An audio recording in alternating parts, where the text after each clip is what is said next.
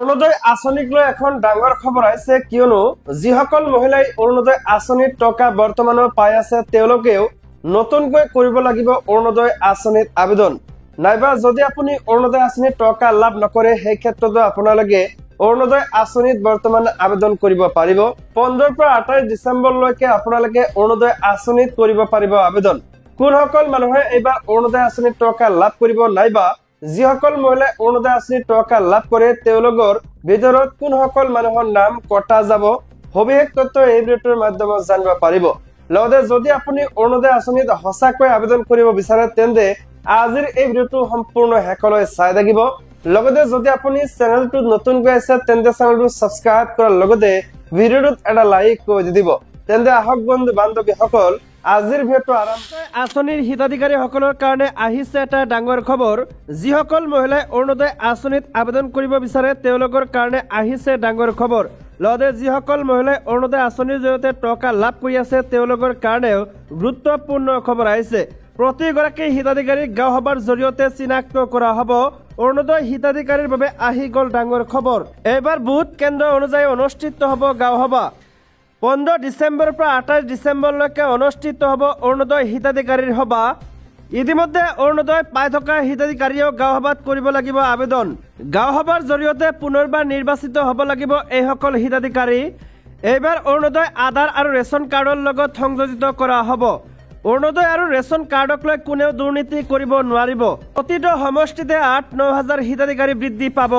অৰুণোদয় নোপোৱা নতুন আবেদনকাৰীয়ে উপস্থিত থাকিব লাগিব গাঁও সভাত। লগতে অৰুণোদয় আঁচনি কোনে কোনে লাভ কৰিব, অৰুণোদয় পাবৰ বাবে প্ৰথম বৈধ ৰেচন কাৰ্ড লাগিব।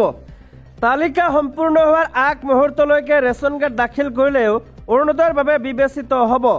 অৰুণোদয় আঁচনিত বিধৱা মহিলাক বিশেষভাৱে অগ্ৰাধিকাৰ দিয়া হ'ব।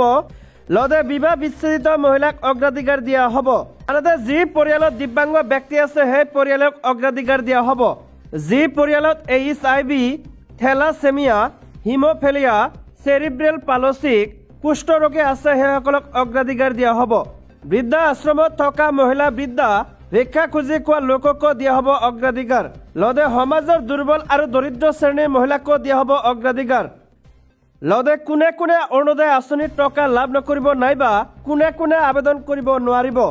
এই আঁচনিত চৰকাৰী কৰ্মচাৰীসকল অন্তৰ্ভুক্ত হ'ব নোৱাৰিব। ইনকাম টেক্স দি থকা পৰিয়ালে নাপাব অৰুণোদয় আঁচনিৰ ধন, নাইবা কৰিব নোৱাৰিব আবেদন। যি পৰিয়ালৰ 4 চকীয়া বাহন আছে তেওঁলোকেও নাপাব অৰুণোদয় আঁচনিৰ ধন। অৰুণোদয় গাঁও সভাত আবেদনকাৰীয়ে মানিব লাগিব এই নিৰ্দেশনা। ৰাজ্যৰ প্ৰায় 40 লাখ লোকে এই আঁচনিৰ সুবিধা পাব। অৰুণোদয় হিতাধিকাৰীৰ বাবে আহি গ'ল ডাঙৰ খবৰ। বন্ধুসকল, যদি আপোনালোকে অৰুণোদয় আঁচনিৰ কাৰণে আবেদন কৰা নাই তেন্তে অতি শীঘ্ৰেই আপোনালোকৰ গাঁও পঞ্চায়ত নাইবা গাঁও সভাত গৈ আবেদন কৰক।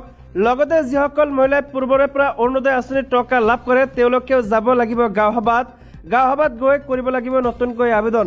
যদি ভিডিঅ'টো ভাল পাইছে তেন্তে চেনেলটো ছাবস্ক্ৰাইব কৰাৰ লগতে ভিডিঅ'টোত এটা লাইক কৰি দিব। লগতে এটা কমেণ্ট কৰি জনাব কোন ডিষ্ট্ৰিক্টৰ পৰা আপোনালোকে আজিৰ এই ভিডিঅ'টো চাই আছে।